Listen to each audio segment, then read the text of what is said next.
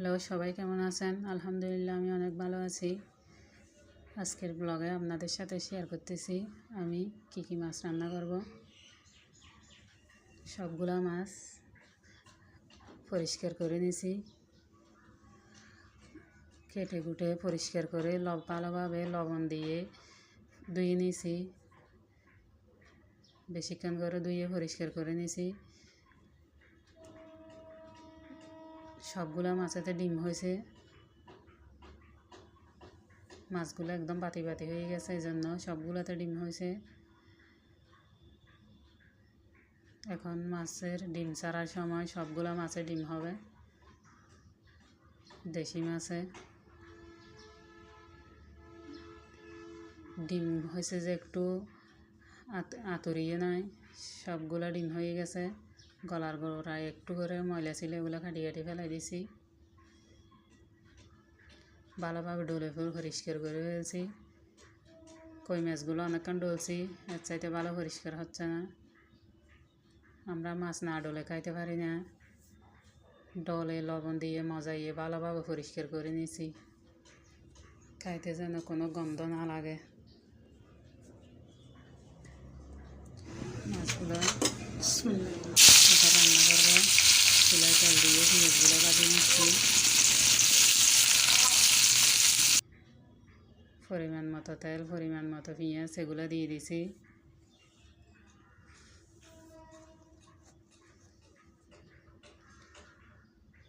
আমার ভিডিওগুলো আপনারা এত দেখতেছেন, আমার ভালো লাগতেছে, এই জন্য আমি আমার ভিডিও বানাতে ইচ্ছা হচ্ছে। আলহামদুলিল্লাহ কয়দিনের মধ্যে অনেক বেশি দেখছেন, আপনারা আরও দেখবেন। মশলাগুলো দিয়ে দিচ্ছি, লবণ, হলুদ, ধনিয়ার গুঁড়া, হালকা লাল মরিচের গুঁড়া কালারের জন্য। এমনি কাঁচামরিচ দিয়ে রান্না করব। আমরা কাঁচামরিচের তরকারি বেশি পছন্দ করি। কালার সুন্দর হওয়ার জন্য একটু করে লাল মরিচের গুঁড়া দিই। সব তরকারিতে দিই না। কাঁচামরিচগুলো দিয়ে দিচ্ছি, ভালোভাবে কষাই ফেলবো।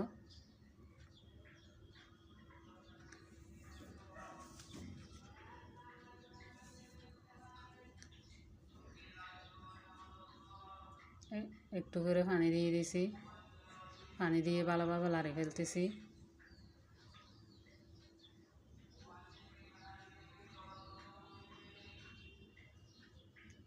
মশলা দিয়ে কম পানি দিয়ে কিছুক্ষণ এরকম তেলের উপর লাড়াচাড়া করে নেবেন, গ্রানটা ভালো আসে। তারপরে একটু পরে আবার বেশি করে পানি দিয়ে ভালোভাবে কষাই ফেলবেন। এই মশলাগুলো কষার জন্য এতগুলো পানি দিছি, পানিগুলো সব টানি যাবে। পানিগুলো টানি গেছে, মশলাগুলো কষা হয়ে গেছে, তেলগুলো উপরে চলে আসছে। এখন মাছগুলো দিয়ে দিতে পারবো। মাছগুলো একটা করে কষা দিচ্ছি, নাহলে মশলা শুকতে রাইয়ে আসবে, এই জন্য।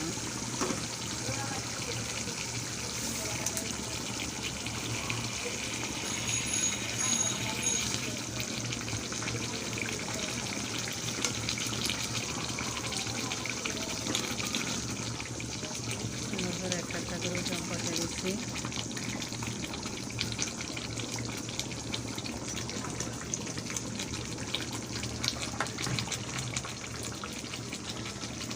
ছোটো ছোটো করে আলু কুচি করে দিচ্ছি কয়েকটা, পাতলা পাতলা করে, তাড়াতাড়ি যেন সিদ্ধ হয়ে যায়। মাছগুলো অনেক তাজা, ওজন্য আমি দিচ্ছি। কয়েকটা আলু না দিয়েও খেতে পারবেন, যার যেরকম লাগে সেরকম খাবেন। একটু টমেটো কুচিয়ে দিয়ে দিচ্ছি, কালারটাও সুন্দর লাগে, খাইতেও মজা লাগে, এই জন্য।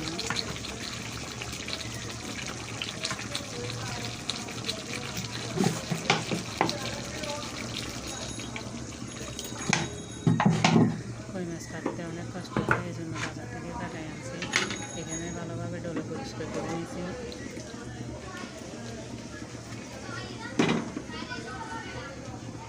আমার আসতেছে।